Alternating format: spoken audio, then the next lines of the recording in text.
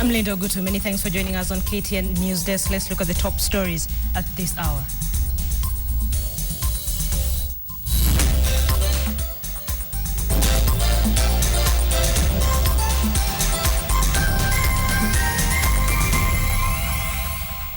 We begin this bulletin in Kisumu. Bungoma Senator Moses Wetangula was this morning rushed to the Aga Khan Hospital in Kisumu after developing breathing problems in an aircraft during a journey. Wetangula was on board a flight from Nairobi to Kisumu when he got suddenly ill. CORD leader Raila Odinga went to the hospital upon hearing the news, which spread quickly on social media. The Aga Khan Hospital's medical superintendent, Dr. Sam Oula, confirmed that the senator was out of danger after doctors attended to him. The senator, who was in the company of Funyula Member of Parliament Paul Otoma in the flight, walked out of hospital after 2 hours and addressed journalists about his condition.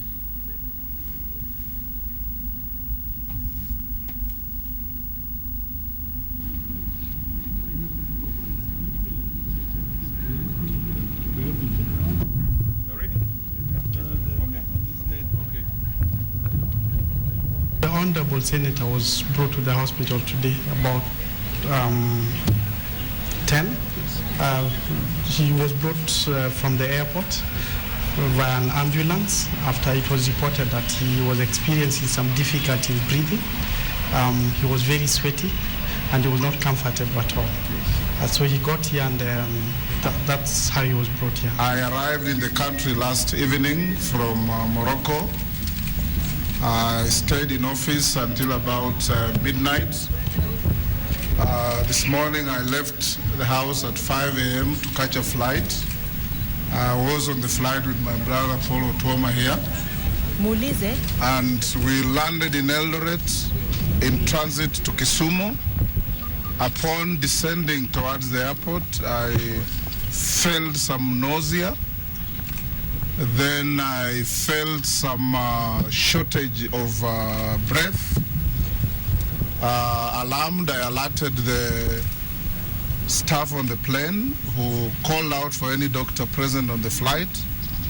There was a very good doctor who came forward, gave me some first aid. In the meantime, Dr. Tuoma also acted fast, not to take anything for chance, called the Prime Minister to send an ambulance, and as we landed, an ambulance was there. We were brought into this hospital, and I must say that I am thoroughly impressed with the level of treatment I have received in this hospital. The equipment is state-of-the-art. Within less than 15 minutes of my arrival, they had checked my blood levels, my sugar levels, my everything, literally. And they have taken x-rays, they have put me to rest, and have advised me that they can't find anything untoward on my health. They probably think it is fatigue, having been traveling this much, and that is where it is. Say it was a false alarm. All the same, but we're happy that our brother Moses is up and kicking. He's been given a clean bill of health by the doctors who have done extensive tests and examination on him.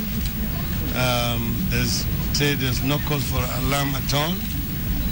They're saying that it was probably fatigue, because as you know that the senator has been traveling extensively.